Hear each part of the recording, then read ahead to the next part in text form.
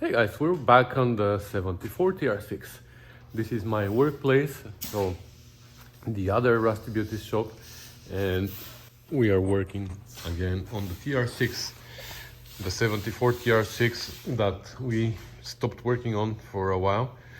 So we are back temporarily on it because we were busy with other projects in the shop, and we're still busy actually, but we have some hold downs here and there, and I have a day or two that I can spare and work on this car. So I'm looking at it here and I don't even remember where I was, what I was gonna do.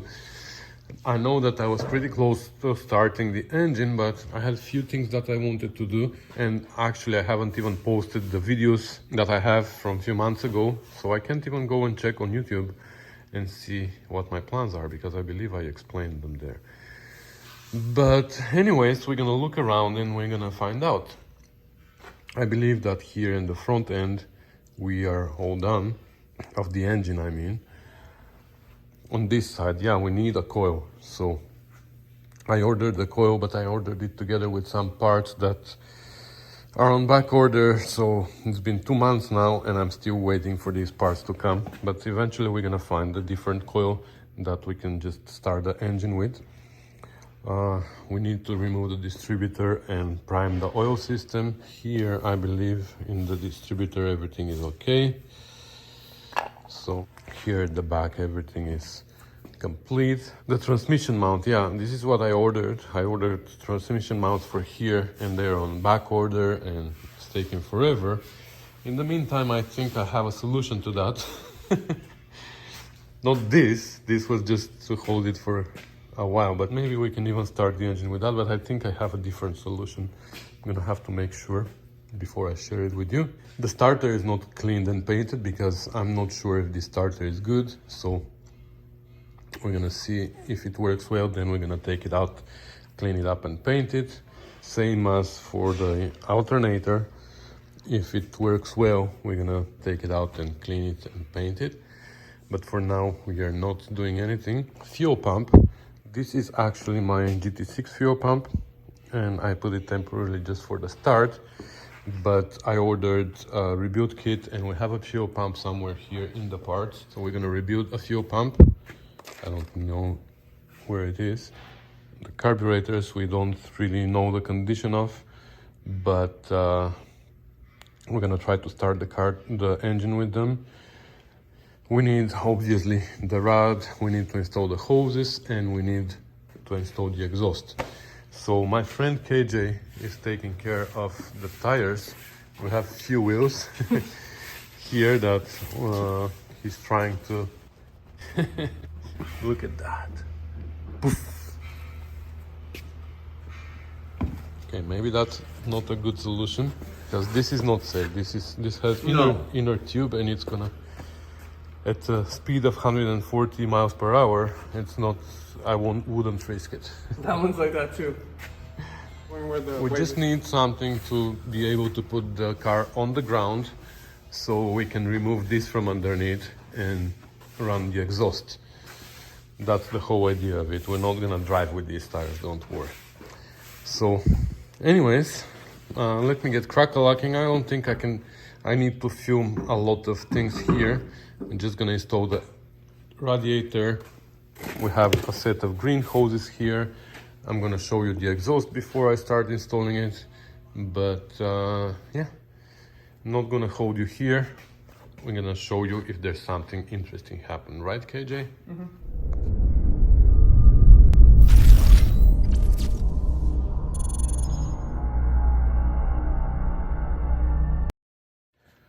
Actually, I just remembered that here I didn't know how many shims to put, and then I realized that I had an old video of that, and now I have to go and find that video again because I forgot again. But these shims I didn't put on the suspension, so maybe it's a good idea to put them now before we overcrowd here with hoses and with exhaust and everything. So maybe that's the first thing I'm gonna do. I think there were 3 and 3 on this side and nothing on this side, but I'm gonna go double check. Alright, here are the shims. I thought I had somewhere painted ones, but looks like I don't. So KJ is gonna paint these for me. He already took care of the tires, but he also reminded me that I don't have a boot over there, and this one is old and ripped. And we have these. I ordered them and they came, so maybe we should do that. We should replace these so we know that everything is complete with the suspension, rear and front. So that's what we're gonna do, and then we're gonna continue with the engine stuff. So for these boots, I was planning to remove the drum, remove the 6 bolts that hold the hub to the trailing arm, but now I'm thinking, do I need to? I actually never thought of this. Maybe if I remove the bolts from these flanges here, I'm gonna be able to lift up the whole, this part of the axle and slide it out, change this boot and put it back in. I'm not really sure. So anyways, I'm gonna try and we will see if it is gonna work or not.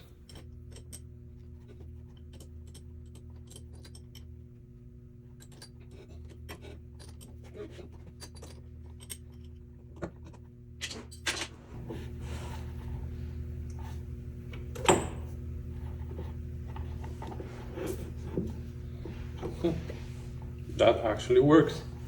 We still need to remove the drum and tighten the bolts though, because these are loose, the 6 bolts here. I never tightened them because I thought I was gonna have to remove them.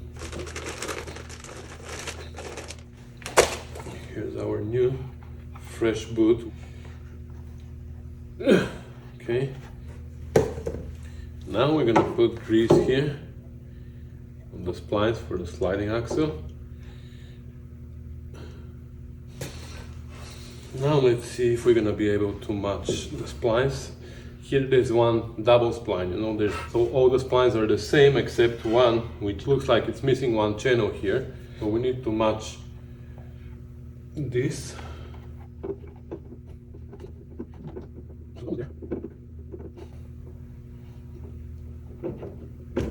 There you go. Okay.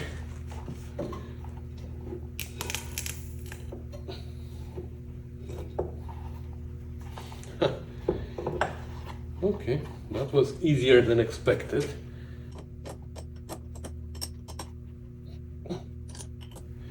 Now here, this boot needs to be held with clamps, but nowadays clamps equal zip ties.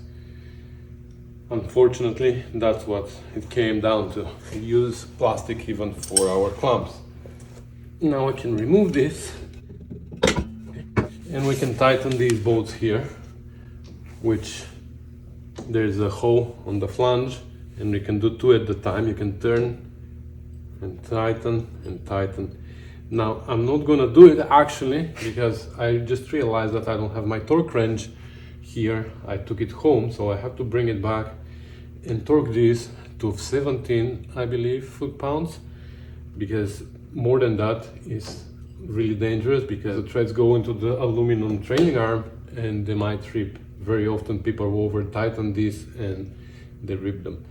So I'm gonna bring my torque wrench tomorrow and I'm gonna tighten this. So some people said before that with the brakes in I wouldn't be able to take it out, and I was gonna prove to them that it is possible. It was much easier to do it this way, so I didn't take it apart, but trust me, I've done it before. Okay, the right side, or actually the left side, is installed as well. The boot and zip ties, and now we are here on the front suspension. So I watched my own video in which I said that I found how many shims there must be, and there's 1 and 1 on the left side, and for the other side we have 3 and 3. Now the problem is here that when we loosen this, I've never done that before on a suspension under tension. So when we loosen the nuts here to open this gap, I don't know if it is gonna actually open because of the spring tension here. So what I think we're gonna do is we're gonna put a jack underneath to compress the spring a little bit, and hopefully that's gonna help us to be able to open that gap and put the shim. All right, with a little bit of jacking, and I loosened the bolts and it opened on its own, just enough to shove one shim here. So this side is good. Okay, that worked well. So we have one here and one there. I needed to give it a little bit of advice with the hammer, but it went in no problem. But that was the easier side. This side is gonna be harder because we have 3 to be installed there. Okay, on this side I removed the, we didn't even put the jack on this side, and I loosened the bolts, and actually that opens a lot the gap, so that shouldn't be a problem. I can put the shims in. So we didn't really need the jack actually. All right, this went in easy, not a real problem. We just need to paint again.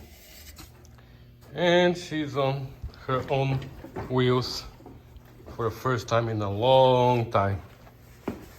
We still kept her on those dollies so we can move her around easily, but now we have room enough underneath to run the exhaust. So it's time to install the exhaust, and KJ is gonna pull out the tape because he painted them. That's actually a Monte exhaust, I think, that came from David Tashingham. We bought it from him. So it has 2 mufflers at the back. I love when we have 4 pipes sticking out the rear bumper. So yeah, I'm gonna start installing these, and KJ is gonna pull out the tape from the other one, and we're gonna go from there. All right, so the exhaust is in. It is not clamped yet. The clamps are there, but we're gonna clamp it later when we mount the transmission permanently, because now everything is gonna change if the transmission goes up or down. For the same reason, we haven't mounted anything in the back. It's held with zip ties over there. These are heat resistant zip ties. Just kidding you. We're gonna mount it better. We're gonna figure out how to hold it there. Maybe we'll take piece of wire or something for the first start, but we're not starting it yet, so we're gonna figure that out later. I think now we can put the radiator and start running hoses. All right, so I hooked up the big radiator hoses here. Now we have to figure out the rest, from the thermostat to the manifold, from the manifold the return. This is the one going to the heater inside, but we're gonna just bypass the heater and we're gonna go and we're gonna connect it straight to the return, to the pump. And so we're gonna use 3 hoses. We normally need 5, I don't know. Yeah, normally we will need 1 from here to the heater, 1 from here to the heater, and even inside the cockpit there's another 2 hoses, but we're not going to use these for now. So that's all we need. Then we have to figure out the fuel system. So to hook up the gas lines somehow, fuel, we need to find something for the intake for the pump. Then we have to figure out the electrical system. We have to connect starter, ignition coil. We shouldn't forget to plug this vacuum hose there. We need to connect a oil pressure gauge.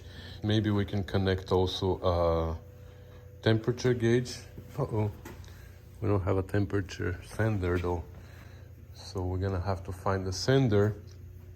Well, maybe we don't need a temperature gauge. We can just track the temperature with the thermometer. We have a digital thermometer. But at least for sure we need an oil pressure gauge so we can keep an eye on the oil pressure. We don't want to ruin something on our freshly rebuilt engine. So yeah, we're gonna keep working around here. All right, we're making some progress here. So we got ignition coil. We stole it from another car temporarily. I also hooked up the intake for the gas. So now we can dip this into a jug, which we don't have gas. So we're gonna have to find gas as well. But this is connected to the fuel pump. And the fuel pump, the line is coming here, and it is connected to the 2 carbs here and underneath and here. So the fuel system is done. And now I'm gonna start dealing with the oil. we're gonna pour the oil and we're gonna take out the distributor and prime the system. Before that though, I want to put the crank into a top dead center of the first cylinder on the firing stroke, because we're gonna need that position later for aligning up the distributor driving gear underneath. We can find easily what top dead center is from here, but we won't know if that's the firing stroke or not. So that's why we're gonna do it while we have the covers off. And I think the engine is already there. It's been put there for whatever reason. I did put it there, I guess, because it shows top dead center here, almost. And anyways, and the two valves are loose here. So that's the firing stroke. So now we can put the cover on and pour the oil, because before it always happens to me that I pour the oil and I prime the system and then I want to put the driving gear back in, but now I don't know if this is the firing stroke and I have to put my finger there and stuff like that, where I can easily see it now. But if I have the oil inside already, I don't want to remove the cover again. So this time I remembered to check that before I pour the oil. So let me find the gasket. Yeah, it's over there. And we're gonna put the cover on, and yeah, we're gonna start with that. Oh, well, I forgot to mention that we have the oil pressure gauge also around here. It is in a very strategic position. So yeah, let me install this gasket, pour the oil, and we're gonna be one step closer to firing it.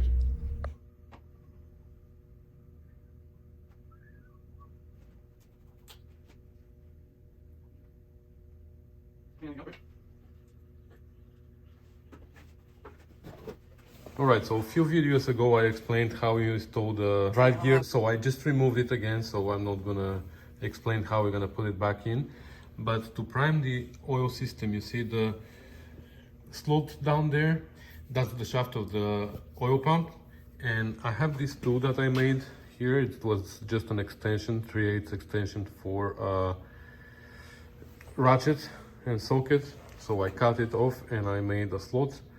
So this now can go down there and falls right into place. And now if we spin this counterclockwise, because that's the natural rotation, it's gonna start pumping oil. And we're gonna spin it with, in my drill, I put this drive for 3/8 sockets. We're gonna spin it with my drill. So let's see what's gonna happen. Just need to put a rag around this so it doesn't spray all over the place. But like we said, counterclockwise, and let's see what's gonna happen. There you go. All of a sudden I felt it, the oil coming. And we have oil pressure on the gauge. I don't know if you see that. So somebody commented in one of the videos before that because I didn't put assembly lube in the pump, it wasn't gonna be able to catch oil and start building pressure, and I was actually afraid that that was gonna happen, but well, turns out that wasn't a problem because it caught up and now it is building up pressure.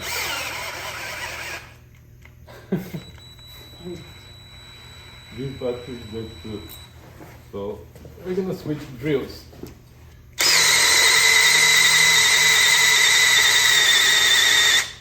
That's like 80 psi.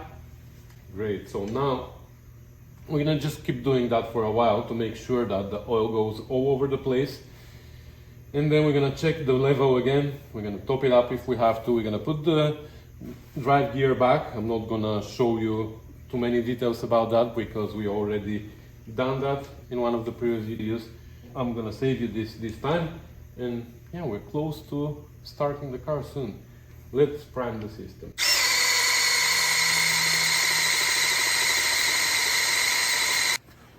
All right, we are almost there now. So I did some wiring. We have the battery cable and this yellow one that comes to the brown one for the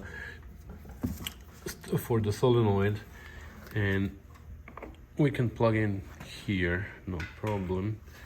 And this is for our solenoid, and this is for our ignition coil. On the other side comes here, and it's not plugged in yet, so we are fine. What I want to do now is, first of all, let's see if it is gonna crank. So I'm not gonna connect the ignition. Let's see if it is gonna crank, because I don't trust this starter at all. Actually turns. Okay, that's good. Fuel? So no, we're not gonna put fuel yet. We're gonna connect the ignition coil. We have the negative going there. We're gonna test for a spark. So KJ, can you come and just touch this cable here to crank it to the positive? I want to see if we have spark. You ready? 1 second. Okay. Try. Okay, we have spark. So I'm gonna put this plug in. We're gonna connect our fuel system into this jug here. We're gonna try to prime the fuel system, and then we're gonna see if we can start it. All right, we have our gas tank over there, and we primed the system, but unfortunately we have a serious problem here. Well, not serious, but something that is gonna stop us from starting the car, because we have a serious leak here and here. So I took out the cups and changed the O-rings, but I don't have the right O-rings. So I tried with AC O-rings that we have here, that are not the correct size, obviously, and still they leak. So that's a serious fire hazard, and we're not gonna attempt to start it today. We have also leak here on the radiator. Looks like we're gonna need another radiator. So we were gonna start it with a leaky radiator, but I'm not starting it with leaky carburetors, because that's a fire hazard, even though we have a fire extinguisher ready here, but still it's not a good idea. So yeah, we're gonna leave it for another day, unfortunately.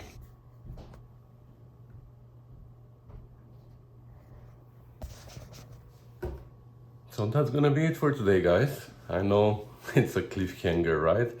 Well, I know what happens, but I'm gonna show you in the next video. So that's gonna be it for this one. Thanks for watching, guys. Thanks for commenting and subscribing, and thanks for supporting me on Patreon and all other ways that you found to support me financially. I really appreciate it. It is so overwhelming. But if you haven't heard yet, I have a Patreon account. You can find me on Patreon as Rusty Beauties, or you can go down to the video description and find the link there as well. You can also make a one-time donation or different amount from the ones that are available on Patreon by sending me a PayPal to elin.yakov@rustybeauties.com.